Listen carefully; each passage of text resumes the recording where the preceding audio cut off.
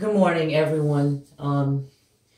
I hope you can hear me. If there's audio issues, I apologize. I'm going to make this pretty quick, okay? Be very careful if you have the coronavirus, how sick. I'm gonna refrain myself from cursing, okay? They're scammers, okay?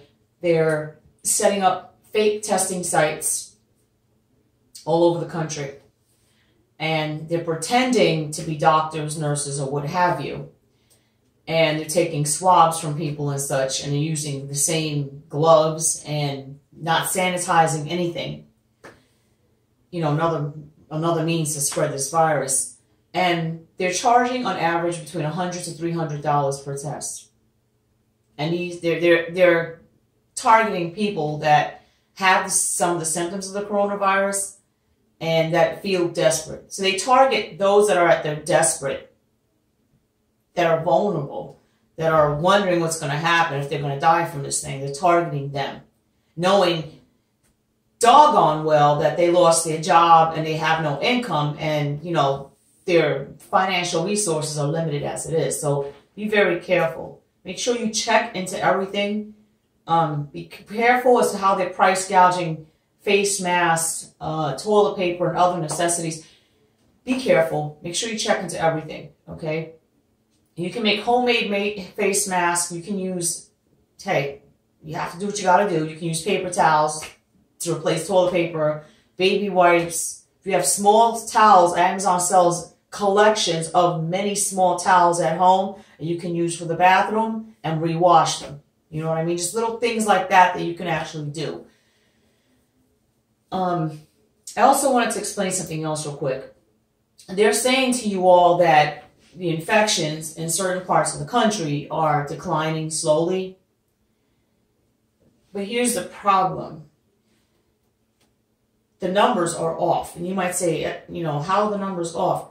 Because, see, China tested everybody. But now they have another rise of coronavirus outbreak coming out. But they tested every citizen. It took a while, but they did. I'm sure there's probably a few that they might have missed, but they tested mostly everybody. Here, they're not testing anyone. And I'm gonna explain why I said that.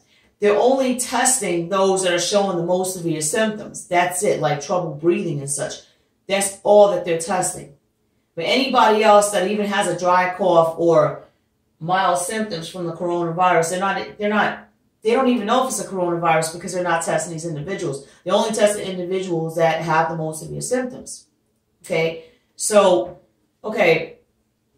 what about those that they haven't tested that actually have the virus but never gotten tested? They're not included in the actual numbers that claims that the virus infection rate is going down. The only ones that are in the infectious rate are those that actually got a test. It's kind of like the unemployment situation. They claimed some time ago that the unemployment rate was low.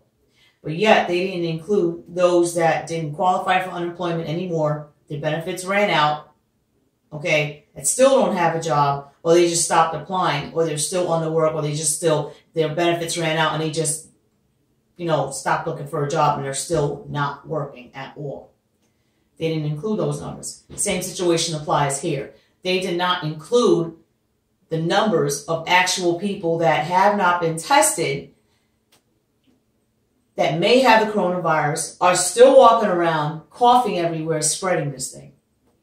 And the only way, I believe, in my opinion, I'm not a doctor, to stop this, or at least put it in check, is to test every citizen in the United States. Test everybody. And those that, and China did this. But China, like I said, China tested mostly everybody. And I believe that they still had cases because of people coming back from infected areas into the country, or those that they didn't actually get to testing. The United States should test everybody, every single person. It's going to take time, but just do it.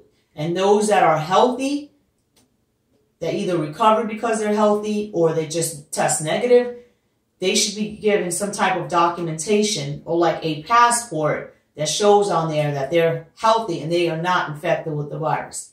That's the quickest way to slow this thing down. But you see, they're not testing everybody. They're only testing those with the most severe symptoms. And as long as they keep doing that, this virus is going to keep spreading. They need to test everybody, not just one person. They need to test everybody. And they need to test the coronavirus for exactly what it is, because I believe that they're not treating the right disease. The coronavirus is more deep because this thing keeps mutating and it has different symptoms from what I researched from person to person. And they need to really dig into what the coronavirus is all about, because now I'm hearing reports that it actually attacks the nerve, part of the nerve system that is responsible for help, sending messages to the lungs to breathe, in other words. That it's causing nerve damage, that very same nerve that is responsible for helping the lungs to actually begin breathing. And then when you put the patient on the ventilator, the lungs are fine, but the nerve part of the lungs, the nervous system that is responsible for the lungs breathing, is damaged. So the lungs, the ventilator is putting pressure on perfectly fine lungs, okay? When it's not respiratory failure the patient is having, in my opinion. I'm not a doctor. It's actually oxygen failure that they're having. The oxygen failure is at the nerve level. The nerves you have a part in your nervous system, you have a part there, a nerve, that is responsible for making sure that oxygen is dispensed through the lungs, into the lungs, throughout the entire body. Okay, that part is the one, in my opinion, I believe, from what I researched, that needs to be treated. I am not a doctor. I'm just giving my opinion. That's it. So they keep looking at people for respiratory failure, but they're not trying to see if there's oxygen failure involved here. That these people might actually have fine lungs. But then by the time they get to them, it's too late. Because, yes, the coronavirus does attack the lungs. It attacks it at the nerve level, from what I researched. Y'all don't take my word for it. Just research it on your own. But just be careful. And I hope everybody's riding through this thing as best as they can.